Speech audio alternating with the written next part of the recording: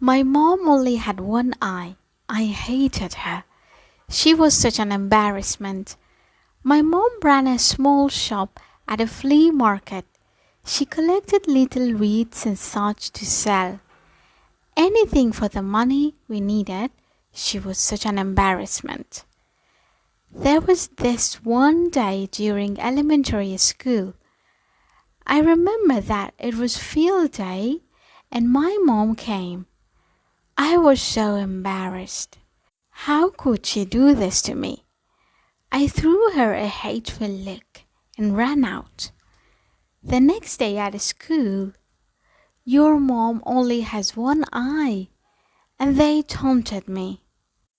I wished that my mom would just disappear from this world, so I said to my mom, Mom, why don't you have the other eye? You're only going to make me a laughing stock. Why don't you just die? My mom did not respond. I guess I felt a little bad, but at the same time, it felt good to think that I had said what I wanted to say all this time. Maybe it was because my mom hadn't punished me and I didn't think that I had hurt her feelings very badly. That night, I woke up and went to the kitchen to get a glass of water. My mom was crying there so quietly, as if she was afraid that she might wake me. I took a look at her and then turned away. Because of the thing I had said to her earlier, there was something pinching at me in the corner of my heart. Even so, I hated my mother, who was crying out of her one eye. So I told myself that I would grow up and become successful because I hated my one-eyed mom in our desperate poverty. Then I studied really hard. I left my mother and came to Seoul and studied and got accepted in the Seoul University with all the confidence I had. Then I got married. I bought a house of my own, then I had kids too. Now I'm living happily as a successful man. I like it here because it's a place that doesn't remind me of my mom. This happiness was getting bigger and bigger when someone unexpected came to see me. What? Who's this?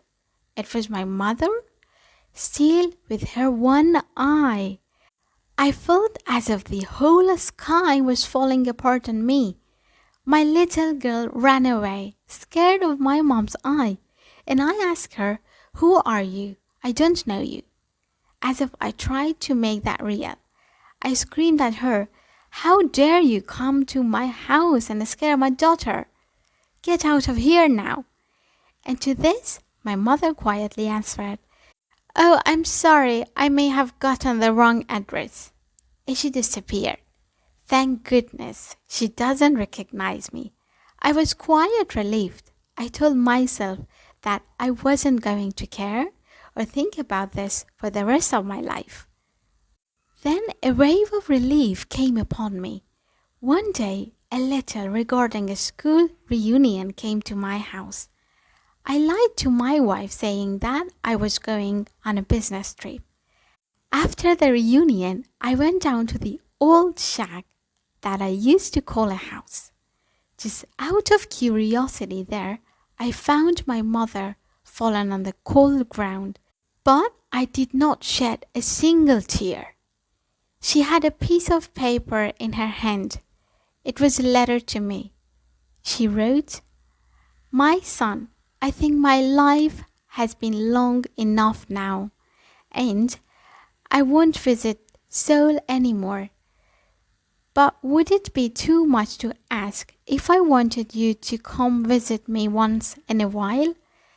I miss you so much, and I was so glad when I heard you were coming for the reunion. But I decided not to go to the school. For you, I'm sorry that I only have one eye, and I was an embarrassment for you. You see, when you were very little, you got into an accident and lost your eye. As a mother, I couldn't stand watching you having to grow up with only one eye. So I gave you mine. I was so proud of my son that was seeing a whole new world for me in my place with that eye. I was never upset at you for anything you did. The couple times that you were angry with me, I thought to myself, it's because he loves me. I miss the times when you were still young around me. I miss you so much. I love you. You mean the world to me. My world shattered. I hated the person who only lived for me. I cried for my mother. I didn't know of any way that will make up for my worst deeds.